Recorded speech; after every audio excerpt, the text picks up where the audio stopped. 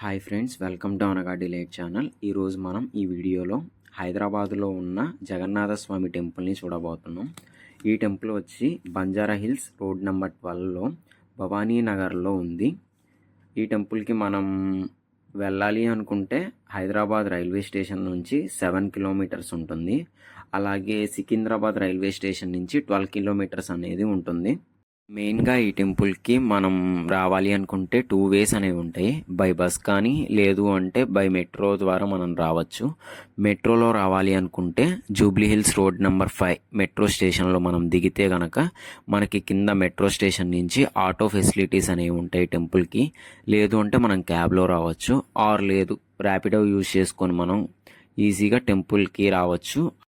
Okay అండి, ఇదిగోండి ఇది మెయిన్ జగన్నాథ స్వామి టెంపుల్, స్వామివారి మెయిన్ ఎంట్రన్స్ అన్నమాట.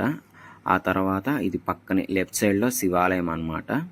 శివాలయం తర్వాతే మనకి కొద్దిగా వే అనేది ఉంటుంది టెంపుల్ బ్యాక్ సైడ్ వెళ్ళటానికి. ఇదిగోండి ఆ టెంపుల్కి యొక్క లెఫ్ట్ సైడ్ పార్ట్లో ఉన్న వ్యూ మొత్తం ఇలా కనిపిస్తుంది చూడండి. టెంపుల్ ఆర్కిటెక్చర్ అంతా చాలా అంటే చాలా సూపర్గా ఉంటుంది. చాలా బాగా డిజైన్ చేశారు ఈ టెంపుల్ యొక్క ఆర్కిటెక్చర్ని. మెయిన్గా ఈ టెంపుల్ మొత్తం మనకి రెడ్ కలర్లోనే కనిపిస్తుంది. ఎందుకు అంటే ఈ టెంపుల్ కన్స్ట్రక్షన్లో రెడ్ శాండ్ స్టోన్ని యూజ్ చేశారు. అది కూడా 600 టన్స్ ఆఫ్ రెడ్ శాండ్ స్టోన్ని ఒడిస్సా నుంచి తీసుకొచ్చి ఈ టెంపుల్ కన్స్ట్రక్షన్లో యూజ్ చేశారు. ఇదిగోండి మనకి టెంపుల్ యొక్క లెఫ్ట్ సైడ్లో కనిపిస్తున్న ఈ టెంపుల్ వచ్చి లార్డ్ గణేష టెంపుల్ అనమాట. లార్డ్ గణేష టెంపుల్ పక్కనే మనకి ఒక మెయిన్ ఎంట్రన్స్ లాగా కనిపిస్తుంది చూడండి.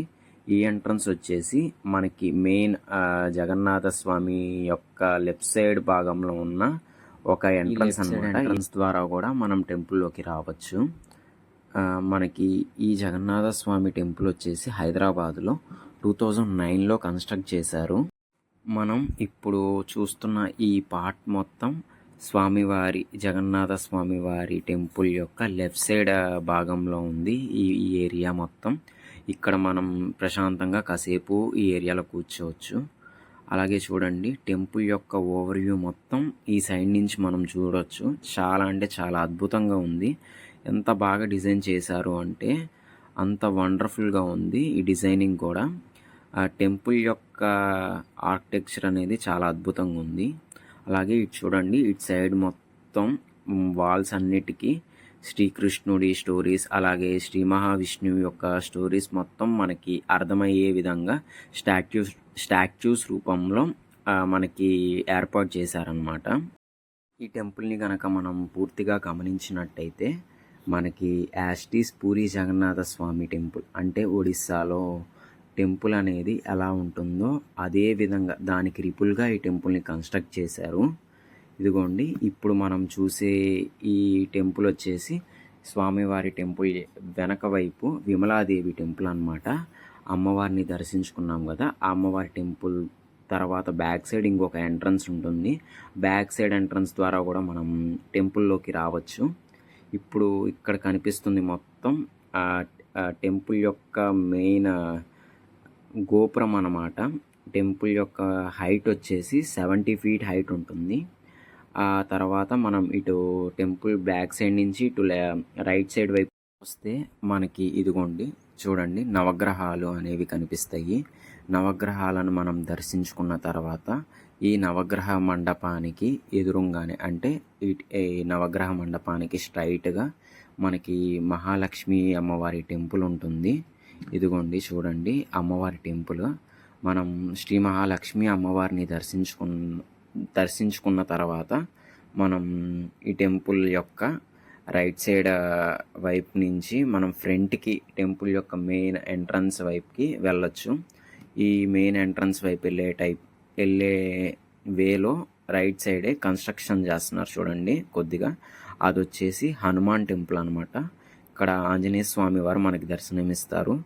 ఆ ఆంజనేయ స్వామిని మనం దర్శించుకున్న తర్వాత మనం టెంపుల్ యొక్క ఫ్రంట్ సైడ్ వైపు మనం వెళ్ళొచ్చు.